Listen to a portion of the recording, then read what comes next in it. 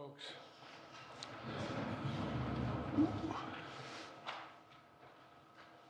Just checking this afternoon.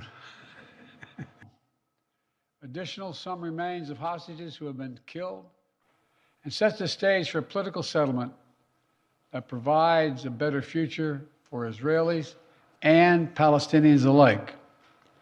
Now, after intensive diplomacy carried out by my team, and my many conversations with leaders of Israel, Qatar, and Egypt, and other Middle Eastern countries, Israel has offered a comprehensive new proposal. It's a roadmap to an enduring ceasefire and the release of all hostages. This proposal has been transmitted by Qatar to Hamas. Today, I want to lay out its terms for the American citizens and for the world. This new proposal has three phases. The first phase would last for 6 weeks.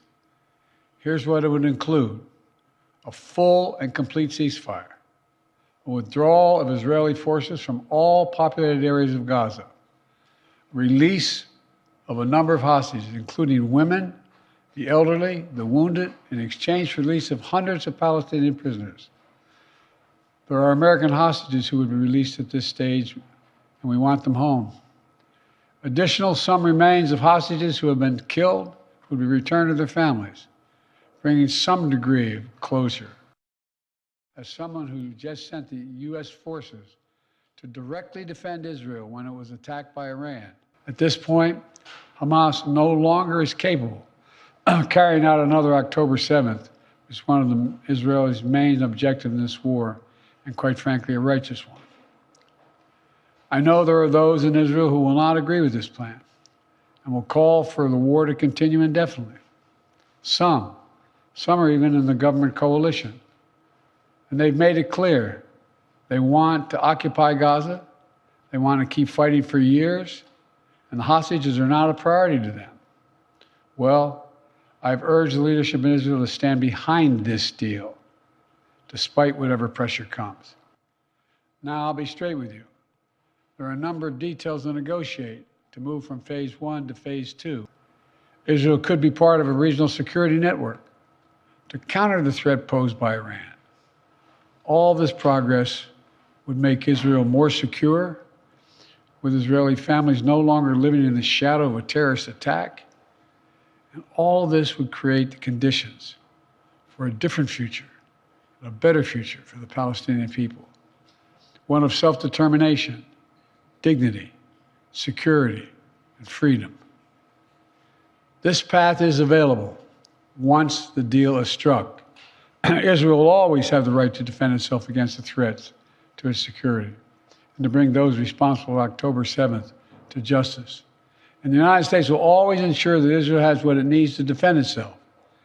If Hamas fails to fulfill its commitments under the deal, Israel can resume military operations. But Egypt and Qatar have assured me, and they are continuing to work to ensure that Hamas doesn't do that. The United States will help ensure that Israel lives up to their obligations as well. That's what this deal says. 1,800 trucks delivering supplies these last 5 days. It's time to begin this new stage. For the hostages to come home, for Israel to be secure, for the suffering to stop. It's time for this war to end, for the day after to begin. Thank you very much. Mr. President, can you tell us, sir, Donald Trump refers to himself as a political prisoner and blames you directly. What's your response to that, sir? Do you think the conviction will have an impact on the campaign? We'd love to hear your thoughts, sir. Should he be on the ballot, sir?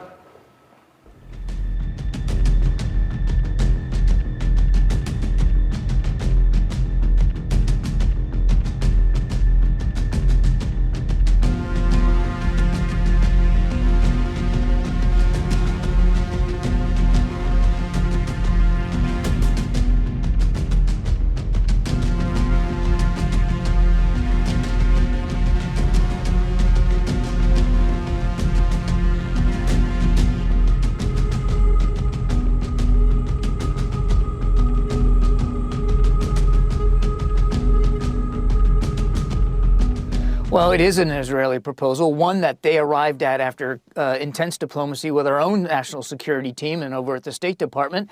It is a phased approach, George. So where we are right now is that proposal, an Israeli proposal, has been given to Hamas. It was done on Thursday night, our time. We're waiting for an official response from Hamas. We would note that publicly, Hamas officials came out and welcomed this proposal.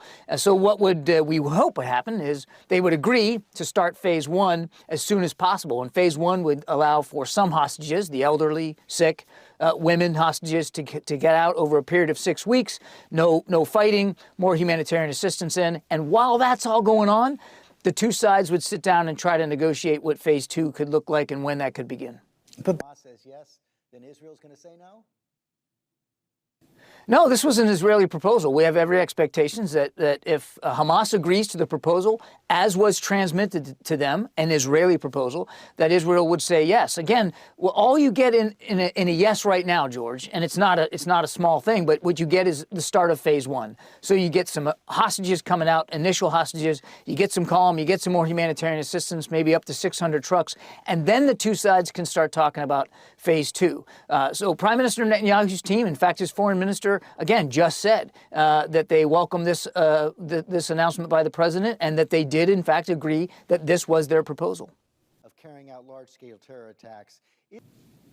It is based on accumulation of our own intelligence assessments across the intelligence agencies that militarily speaking, Hamas is in no position to conduct another attack like October 7th. Now, we're also not saying that Hamas has been wiped off the face of the map. We've not said that Hamas has no military capabilities. We've not said that they don't still represent a viable threat to the Israeli people. Of course they do.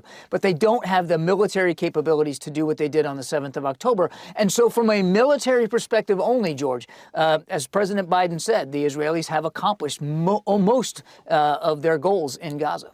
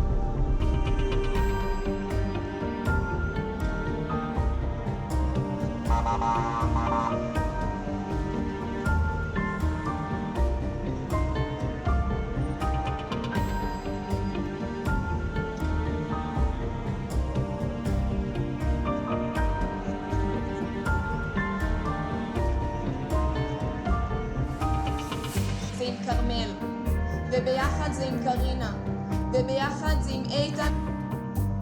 לנקות את השירותים ולשרת.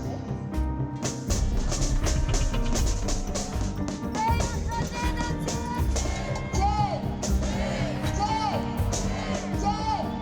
בן שלה, שהבין שעוד מעט ייכנסו ויקחו גם אותו, יכול להיות שזאת הפעם האחרונה שאנחנו עומדים כאן. I'm here to support my government in taking this deal, the deal that Netanyahu suggested, our Prime Minister, that will get all our people back home.